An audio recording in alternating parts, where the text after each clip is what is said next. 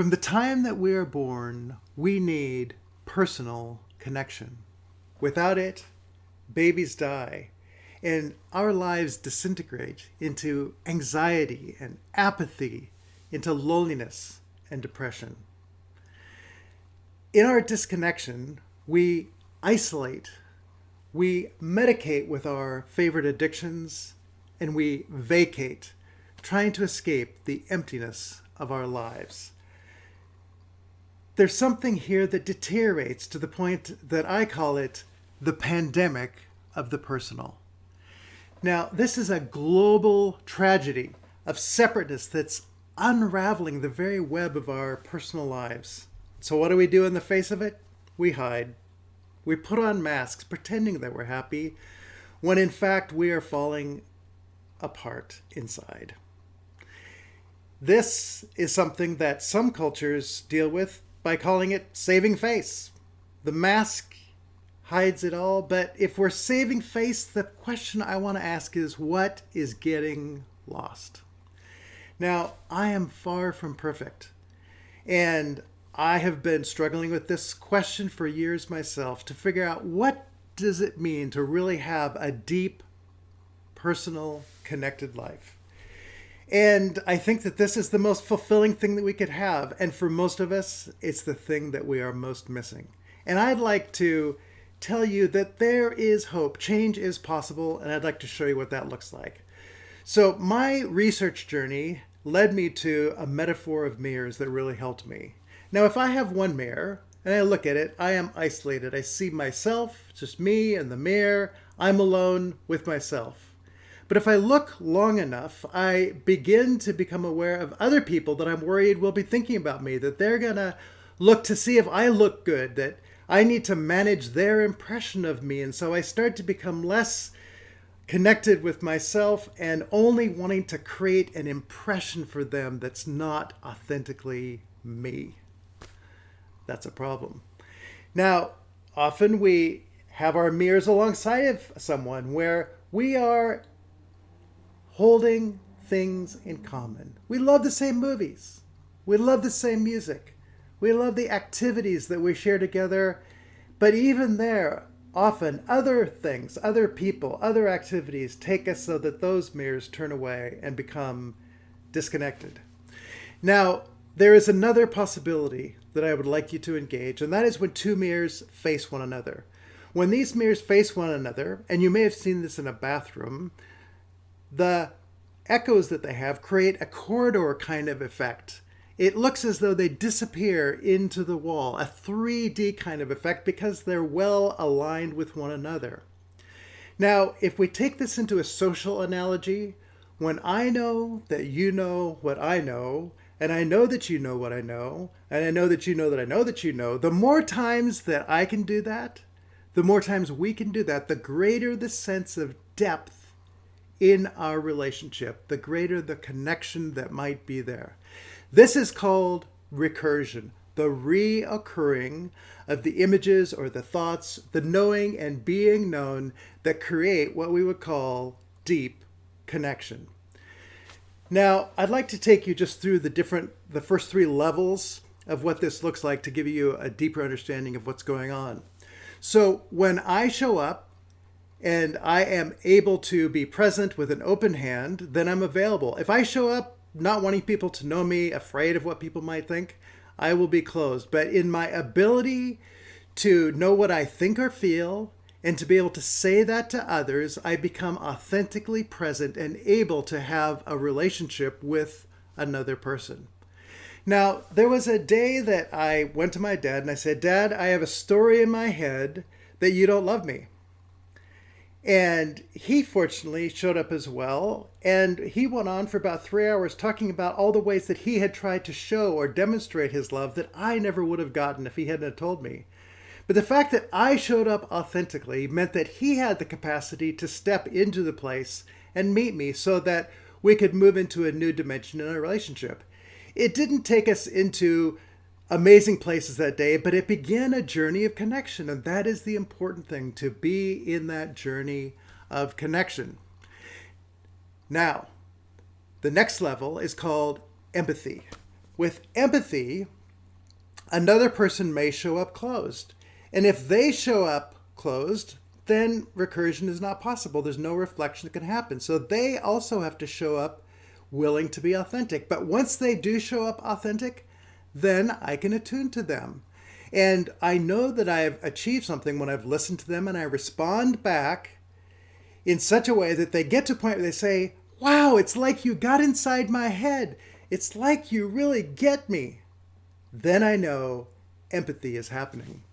In the movie Avatar, there's a point where they use the phrase, I see you. And it's not just a looking at the person, it's a looking into the person that is indicated there. And that is, I think, a great picture of the kind of empathy that I'm talking about.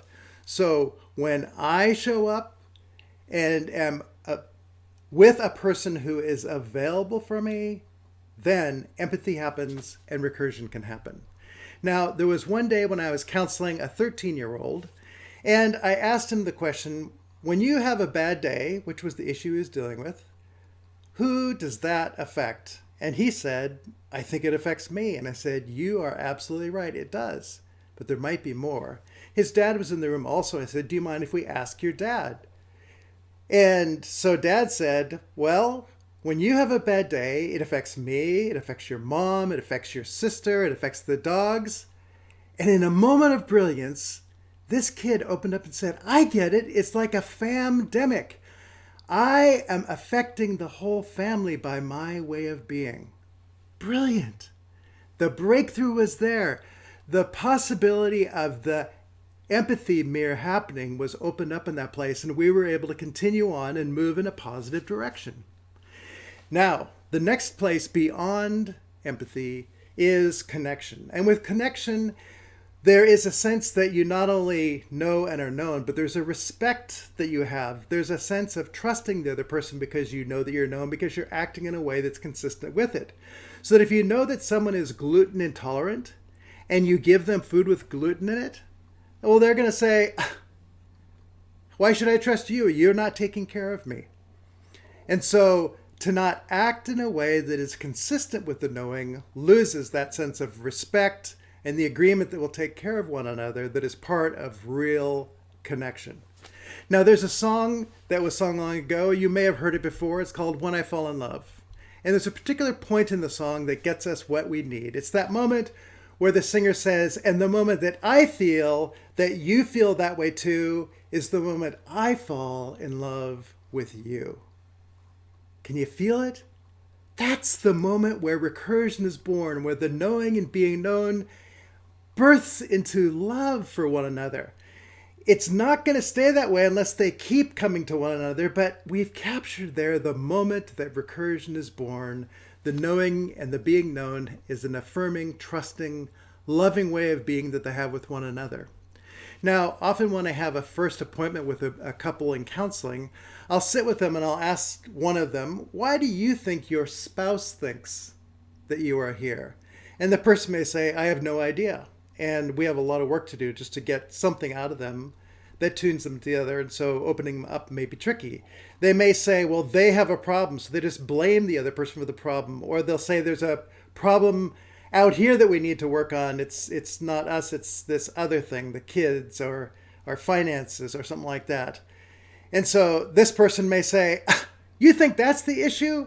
You don't get it. And so we have a lot of work to do to get that point where there's a knowing and a being known and a trust that is built out of that. And then they have to be able to keep feeding the fire for the relationship to stay aligned with one another.